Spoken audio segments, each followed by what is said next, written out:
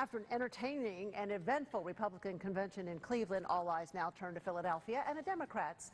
We're expecting the historical nomination of our nation's first female presidential candidate. Presidential conventions have long been full of firsts, lasts, and surprises. So why not have a little history lesson with Shari out? Right? Great idea, because I think there's so many things, especially this year with Hillary Clinton and women coming into the forefront when for a long time women couldn't even vote in right, this country. definitely first. Yeah. All right, well, let's start with the conventions. When was the first convention? Sure. Well, initially in our country, the parties had state conventions, and it wasn't until 1832 in Baltimore that the Democrats had their first national convention, and then 1856 in your old stomping grounds, in my alma mater, Carnegie Mellon, when the Republicans had their first national convention in Pittsburgh, and they did that to unite the parties. So they were united at the time they were nominating the candidate, at the time that they were announcing their platform, and at the time, of course, that they were defining the end of the primary elections and the beginning of the general. You know, when we talked about a contested convention, a brokered convention, a lot of people who are a little bit younger said, what do you mean? And we always know who the presidential candidates are going in. It hasn't always been that way, though, has it? No. In fact, the Democrats first began with a two-thirds vote requirement, which was actually very difficult to achieve,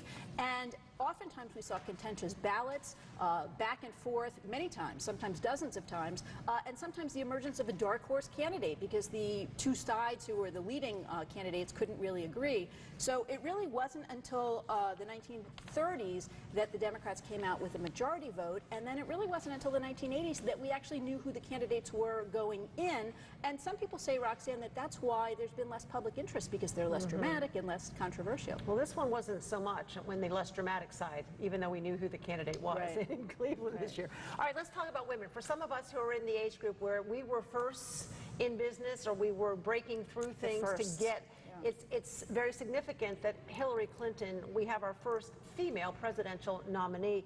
And it's also significant, as we mentioned earlier, that for a long time women couldn't vote, only men could. So to get this to this point, it is a little bit more significant than some people realize. It's a lot more significant for a lot of us. To hear our voices, exactly. Yes. So we know that with the 19th Amendment in the 1920s, women got the right to vote. Around the same time, Republicans actually took some steps to get women equal representation at the conventions, but it wasn't until the 1970s that the Democrats actually required delegates to have certain representation for minorities and women voters, and we saw a lot of changes as a result. That's when topics like abortion and equal pay started to become discussed at these national conventions. Before that, we didn't do that, and that's when, Roxanne, we also began to see the nominees' wives speaking consistently at these conferences, because now they needed someone to speak to these women. And of course, this year, for the first time, we're actually going to have a presidential candidate speaking to these women. Yeah, that has made a difference too with the planks in the platform when as women became integrated into the convention process.